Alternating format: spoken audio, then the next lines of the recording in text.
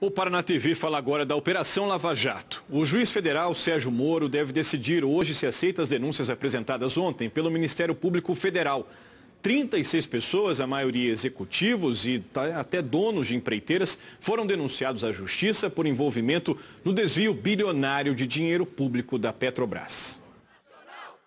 Na tarde em que as denúncias foram apresentadas, um grupo fez manifestação em frente à sede da Polícia Federal.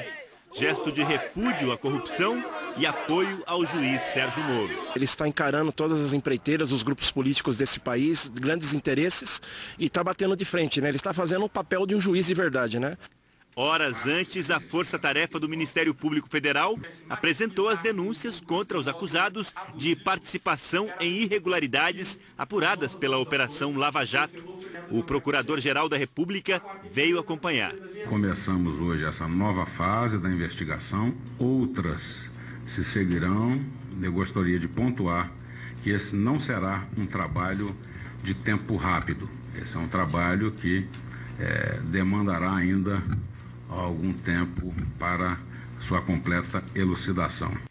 36 pessoas foram denunciadas pelos procuradores. Entre elas, Paulo Roberto Costa, ex-diretor de abastecimento da Petrobras, e o doleiro Alberto Youssef, além dos executivos das empreiteiras.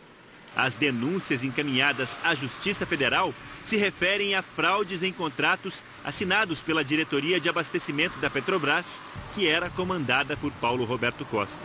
Segundo o MPF, os acusados cometeram os crimes de corrupção, lavagem de dinheiro e organização criminosa.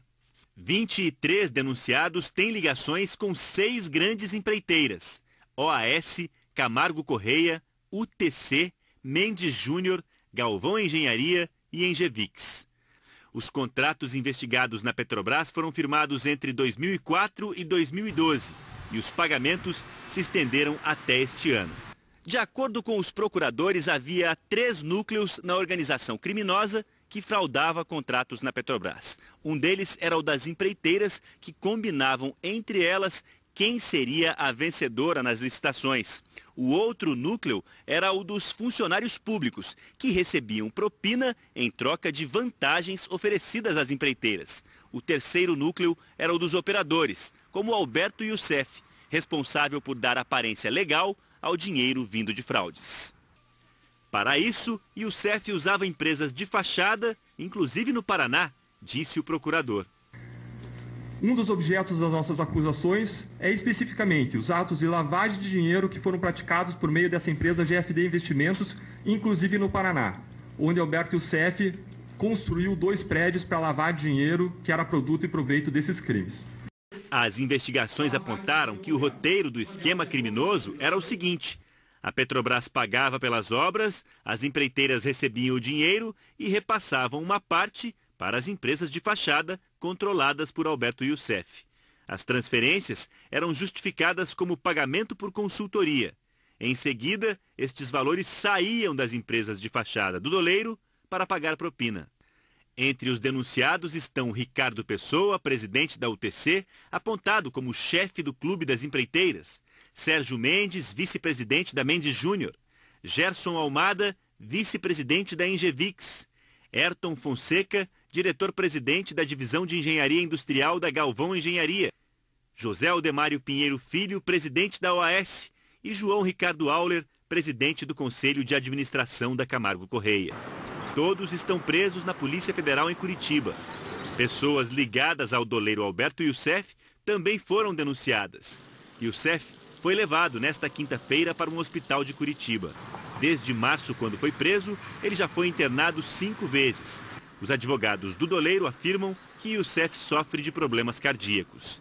Também denunciado, o ex-diretor de abastecimento da Petrobras, Paulo Roberto Costa, fez um acordo de delação premiada para contar o que sabe em troca de uma possível redução de pena.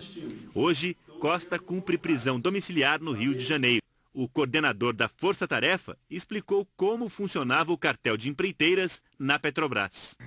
O que nós descobrimos foi que as empresas simularam um ambiente de competição, fraudaram o ambiente de competição e, em reuniões secretas, elas se reuniam e definiam quem iria ganhar a licitação e quais as empresas que participariam de cada licitação.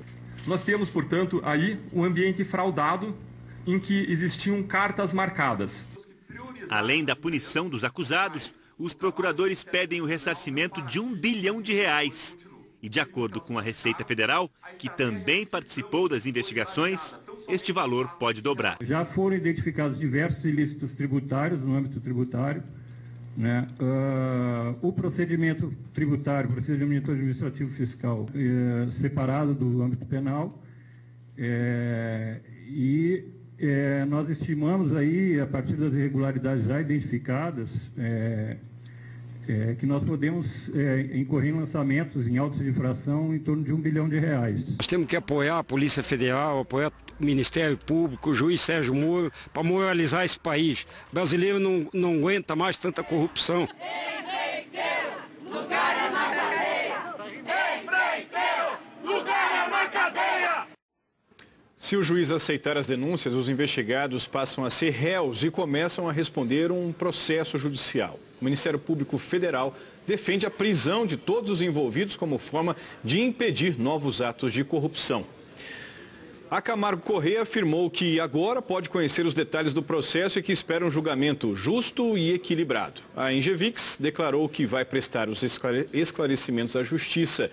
A Galvão Engenharia, a Mendes Júnior, a UTC e a OAS não quiseram se pronunciar. Os advogados de defesa do ex-diretor da Petrobras, Paulo Roberto Costa, não foram localizados. E o advogado do doleiro Alberto Youssef informou que ainda não tem conhecimento da denúncia e que aguarda a manifestação da Justiça.